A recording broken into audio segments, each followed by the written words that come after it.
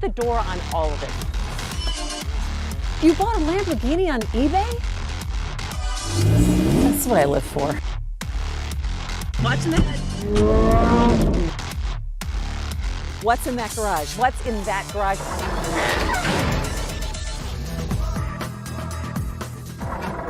Hey there, I'm Christy McDonald, and welcome to What's in That Garage. We're here at the M1 Concourse, surrounded by some serious horsepower.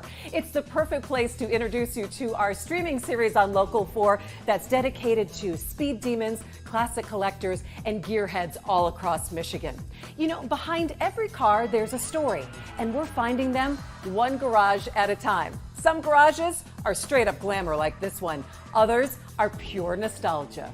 We're starting off this time with Extreme and with a guy who knows horsepower and good lines. Stellantis chief designer, Ralph Shields.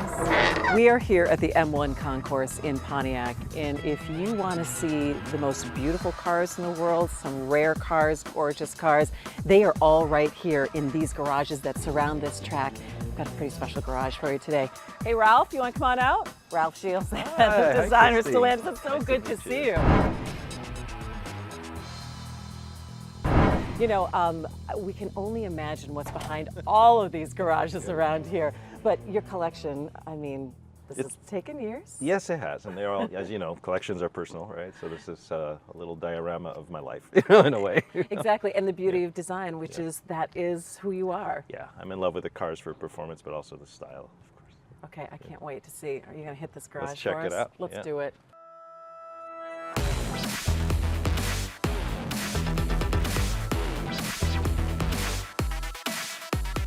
One of the reasons I'm at Stellantis, used to be Chrysler Dodge, was because of the Viper. I thought, you know, when I saw the show car back in 1991, it floored me. You know, it really, 89 actually, the show car came out. And then they went and made the car for real. So, you know, I always love that personality of the company to take something so outrageous like the Viper and actually make it for the public. And that, again, that love affair is still with me today. So I have a 2013. I was part of the program. We worked on bringing the car back. Part of the team. Yeah, that brought back the Viper after it was quote unquote dead.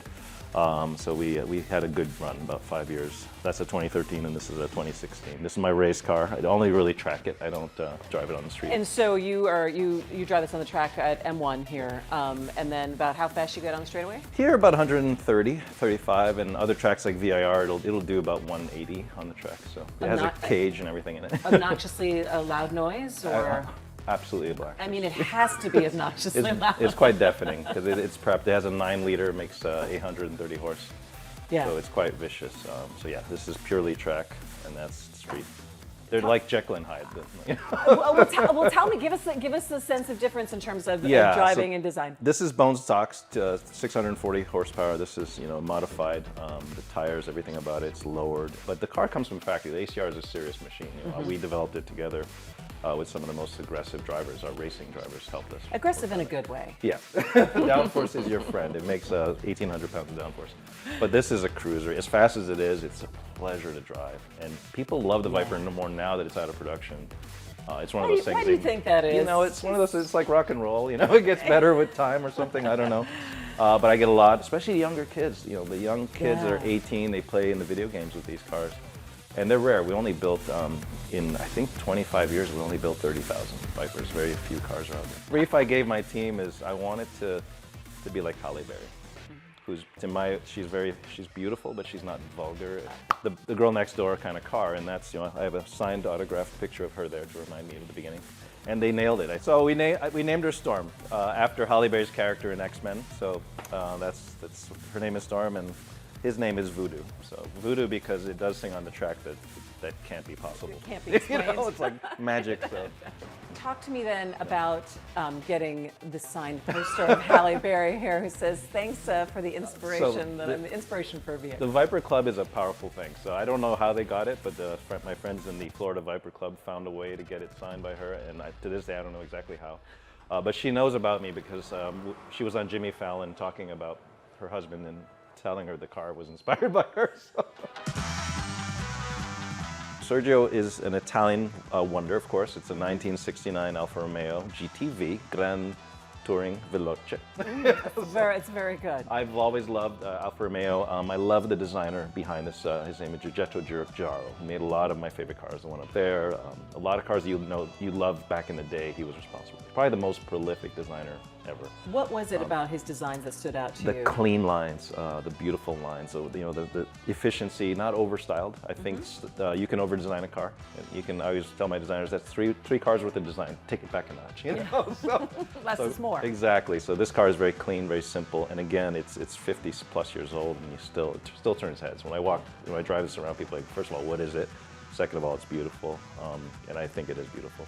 But this is special. This is a resto mod. I named it Sergio after my dearly departed CEO, Sergio Marchionne, who saved the Alfa brand. I thought that was cool, so it's a tribute to him. But it has a lot of cool stuff. So it may look gold on the outside, but it's very modern on the inside. It's got fuel injection, it's got a catalytic converter, so I made it as clean as I could. So it runs way better than any 69 has any right to. This is Jazelle, and I actually bought this car before we merged with Peugeot. So we have been merged 2 years now. I bought this 3.5 years ago. Why? Because I did an internship in France, and my manager had one. And he would drive me to lunch every day, and he was an ex-helicopter pilot, and that guy could drive. So I was blown away how good. Found out that the car was a rally car. It's won championships. The handling, narrow streets, the whole 9 yards. And look at it. I mean, it's got sneakers on. You know? So I finally, you can import them when they're 25 years old, so I was able to import one, and I did a mild restoration on it, and it is as fun as I remember. So what year is it again? It's a 1989. Yeah, but no one here knows what it is, so they think I'm a pizza delivery guy. So that's why my wife. They're just calls like, what is it about the design that you like? It's clean. It's another. There's a lot of theories who designed it, but I believe it was designed in Italy for the French. So it has a very clean, ahead of its time. It came out in 1984, but it doesn't look that old when you look at it. So it's kind of a timeless theme to it.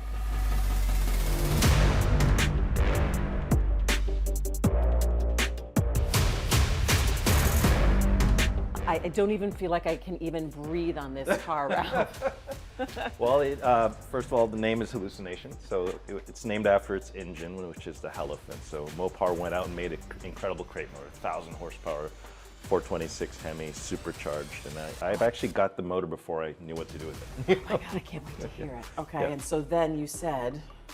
Yeah, so I've been in love with the Charger, specifically the 68 Charger, since I was 5 years old, 6 years old. I remember seeing them on the streets, and they took my breath away. And then you saw them in movies like Bullet, and then shows like Dukes of Hazzard. It just kept reappearing, and now Fast and Furious, right? So the car just is a star in all these movies. So this is one of those projects that got carried away. So got talking to some friends, a company called Speedcore in Milwaukee that had done a carbon fiber car for Kevin Hart, the comedian. Yeah. And I saw it at a show, and I was like, "Get out of here! You know, is this possible? Can you make me one?" And it took 3.5 years of a lot of conversation, a lot of hunting. First of all, for the donor car, they found really a barn find, like a rust bucket. Okay. We just knew we were going to take it down to the metal. So tell me about the inside. Yeah, so the inside is kind of reimagined. So yeah, the dash looks like a 68, but really everything has been touched. My favorite feature is the steering wheel. It has that thin rim that, back in the 70s and 60s. Exactly, exactly. But it's a sporty diameter, so it's a mind meld when you go into this thing. You feel like you're time warping back to 1968, but yet you still got a lot of future around you. You have to pop the hood for me, right? Of course. Okay. So, and the hood, in honor of my love affair with Viper, the hood opens the opposite way that it normally would. So it's a clamshell design, revealing the 426 Hemi. Only one of 100. They've only made 100 of these engines so far, so they're pretty rare. 1,000 horsepower, right from the factory, on pump gas, so 93 octane. It'll make 1,000 horsepower, and trust me, it makes 1,000. It's an extension of who I am. I've been a Mopar muscle car lover. I love design, I love performance, so it's kind of everything embodied. And it's got air conditioning and a sound system. And I love designs that stand the test of time, that still look good 10 years later, 20 years later, 50, in this case 50 plus years later. It still does something to you. When you look at the car, you can't help but appreciate what the founders of the design were thinking about or what they wanted to accomplish. This is the pinnacle. Plus it took 3 years to build. It's something I've always wanted to do and finally have the means to do it. And I share with everyone. I've been pulled over by the cops just to talk about the car. Oh, really? You weren't going too fast? No. The At the zone, gas were you? station. No. Oh, okay. No, I get a lot of curiosity. This is incredible. so smooth. It actually has air conditioning, you know, and music. It's You're got, like, so it's like a cool retro style with all of the comforts that you want. exactly. Yeah, that supercharger. So, I mean, it's like, yes, Ralph, what would you like next? But I love how you gave just kind of the personality, the furrowed brow of the, yeah, you want some of this? Yeah, That's exactly. what I feel. That's what I feel when I'm in this car. Yeah, and it has the Mopar things though. We didn't take anything away. The lines are actually the original lines of the car. Yeah. We just kind of dialed them in a little bit. And I have a very opinionated family. My wife and my two daughters, they're my worst critics. I mean, they really, every time I bring a new car home, Do they tell you what they like, what they don't like? They dress it down. They don't just, it's a deconstruction of my work, you know. It's like, okay, wow, easy now, you know. Do you go back into work and say, I've talked to some people, and your designers are like, you mean your wife and daughters? 100%. And that's what's in my garage. Coming up next, What's in That Garage goes Hollywood with all of your favorite movie and show cars all in one secret place. I just love everything about it. And then, when's the last time you bought a Lamborghini on eBay? Just ask Mark and check out his Carriage House garage when we come right back. Welcome back. For this next garage, we're going Hollywood, baby. 23 cars, all in one place, representing your favorite movies and TV shows. When we walked in, we couldn't believe what we saw. So let's head to Livonia and Mel's garage. Look, I know you can't judge a book by its cover, but Mel Guthrie, it's good to see you. This is, I think, one of the smallest garages we've been to. He's laughing because, wait, how many cars do you have in there? 23. All right, I gotta see what's in that garage. Throw it open, Mel. Holy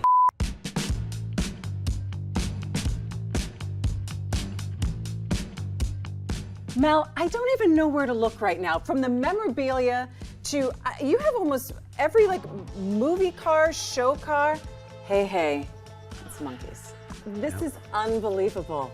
I was at a 4th of July parade in Northville, and a Batmobile rolled by, and I thought, oh my gosh, if somebody can own the Batmobile, I should look into my favorite car of all time. So this is a GTO. What year is it? 1966. Oh my God, and what is the engine? This is the one car you drive a lot, actually. Yes, of all the cars in here, this one I drive the most. Especially on Woodward, it's like everybody wants to sing the songs.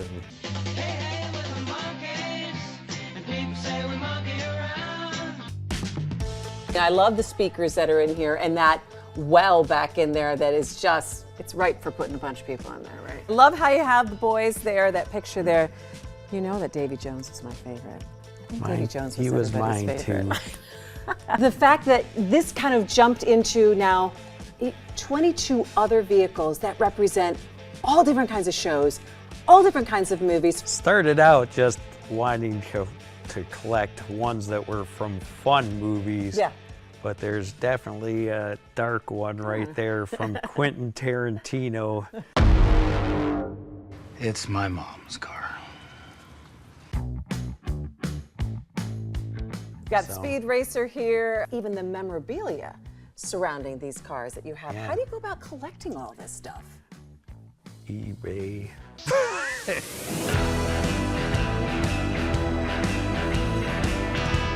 Now I'm looking and I'm seeing ultimate icon vehicles, everything from the A-Team van to Smokey and the Bandit to Charlie's Angels, Wayne's World.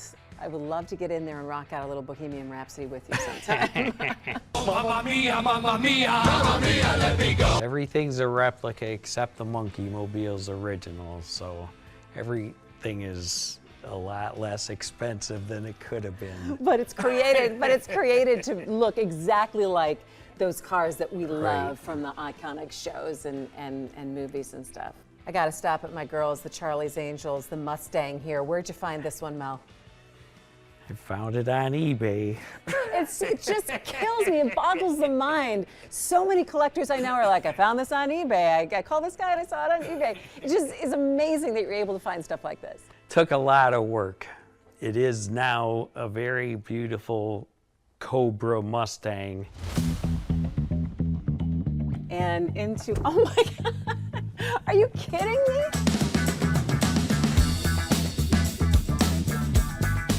There is just, what runs through your mind when you come in here? Because I'm speechless at this point.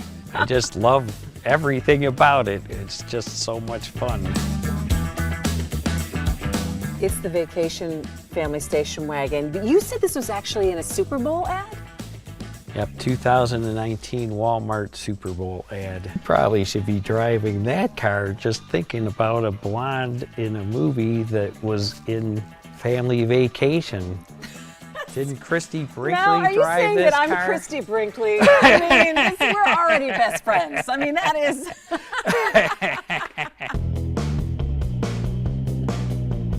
Everybody knows Batman, and if there was a car that actually gets more love than the Monkey Mobile driving down the road, it's this. Batman v Monkey Mobile. That is a grudge match for the ages, my friends. Every man out there wants a Batmobile. Do you feel like Batman behind the wheel? No. You just totally broke the. This about one's this? loud. Those are the real exhaust pipes. Headlights are actually porch lights from a house. The Blues Brothers rolling down the street. You said that speaker actually works? Yes, the speaker works and it'll play quotes from the movie. Well, from the horsepower to just sheer cuteness, I love Herbie the Love Bug. Welcome to Jurassic Park. So you've got the merch that surrounds the vehicle, and I see your Dumb and Dumber merch, but I do not see the vehicle here in this. It's waiting to take us on a ride. That's right. Oh, this is going to be the best ride I've had so far in What's in That Garage. Feels as good as it looks. Saddle up, partner. Let's head to Aspen. Where the beer flows like wine. I'm already seeing people staring at us. Pick 'em up! You've got to be so used to that, though. And the smiles are people saying, "Where'd you get that?" Try being on Woodward. That's when there's like a huge audience that really appreciates it. Oh, man.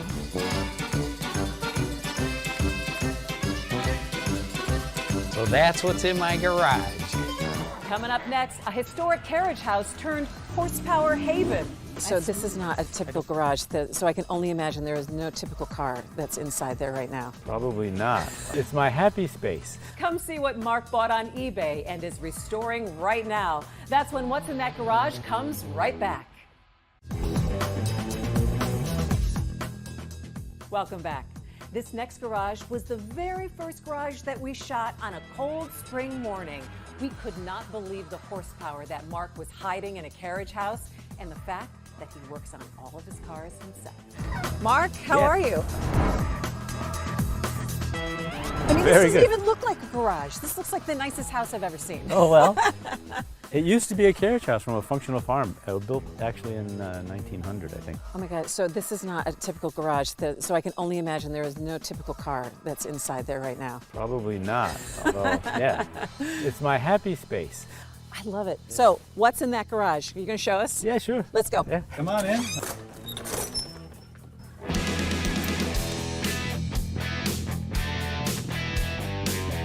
This is a 1974 Lamborghini Espada, one of about 1,100 built.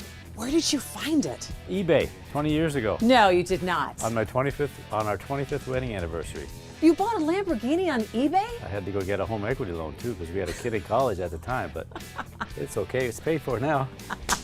This is one of 3 that they built with quasi knockoff wheels. These look like real knockoff wheels with single spinners, but they really aren't. That big chrome plate covers the bolts to hold the wheel on, but that's the real knockoff spinner that the knockoff wheels had. What I like is when I, drive it, some the reaction, sometimes people will, smile and give you a thumbs up. It just brings happiness to people. Like, it brings happiness to me. Yeah, do they stop you on the road? Like, what is that? Tell me about the car. Yeah, they do. That happens because it's a pretty rare car. Like I said, over 10 years, they only built, I think, just under 1,200 of them. So your 25th wedding anniversary, and you buy it on eBay. Did you ever think at one point, this is not a good idea? It's just a unique car. I can't tell you why. I've just been always drawn to the design. It was done by Marcello Gandini, who was a very prolific Italian designer. He did the Countach, the Mira.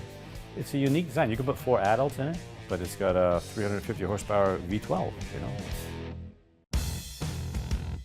This is a 1991 Ferrari Testarossa. I think in 91 they only built 270 Testarossas for the US. This was the last year of this version of the Testarossa, which I think it's the purest. It's got those big cheese cutter grates. The cars are meant to be used. I don't like trailer queens.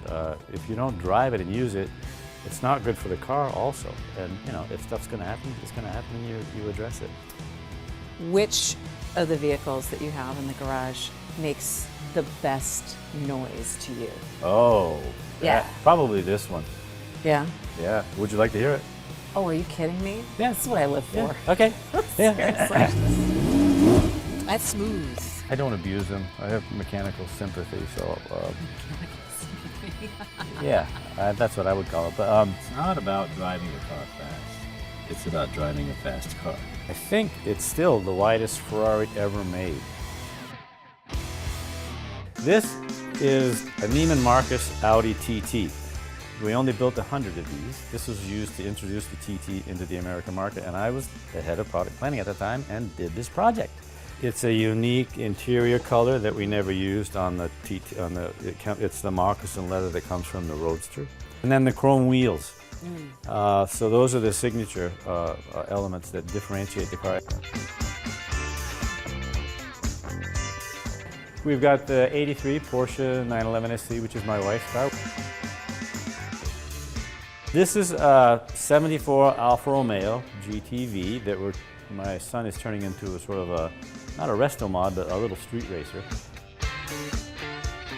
This is a 1970 MGB GT that we got from a family friend back in 1996. We've had it since then. This is a 1979 Ferrari 308 GT4. This was my retirement project when I retired in 2015. And you rehabbed it. Yeah, it took 18 months. Yeah. So this is a pretty cool car. I love working on cars. I started as a technician years ago. I didn't go to traditional college. I went to trade school. I did later on go and get a bachelor's in business, but I still have all my tools. I still am ASC certified, and it's just I love working on cars. So I can come out here. It doesn't matter what the weather is. I can turn the music up really loud. Really loud. I always need care and feeding, but that's part of the fun. The other part of the fun is it's like you got to be a gumshoe. Sometimes getting parts for these things are pretty hard, so you have to know who to talk to. You have to do research, and the camaraderie too. I don't think I've ever met a car person that's not a nice person. People that have similar interests, So I know that you can't pick a favorite. Depends on the time of day and where my emotional self is. It's like kids. How do you do that? I like them all. So that's what's in my garage. All right, so you're saying, I want to see more cars. We have more cars for you. We have Mustangs, Corvettes, MGs, Challengers, Porsches, Lamborghinis. We even have a working fire pole in a garage. That's a long story. All of the episodes are streaming right now on Local 4 Plus. But hey, maybe you have something in your garage that you'd like us to see. Just hit me up by email at garage@wdiv.com, and then maybe me and the crew will come check out and see what's in your garage. My big thanks to Bill and Melissa Kazera for allowing us to be here in their beautiful garage at M1. That's going to do it for me. I'm Christy McDonald. I'll see you next time on What's in That Garage.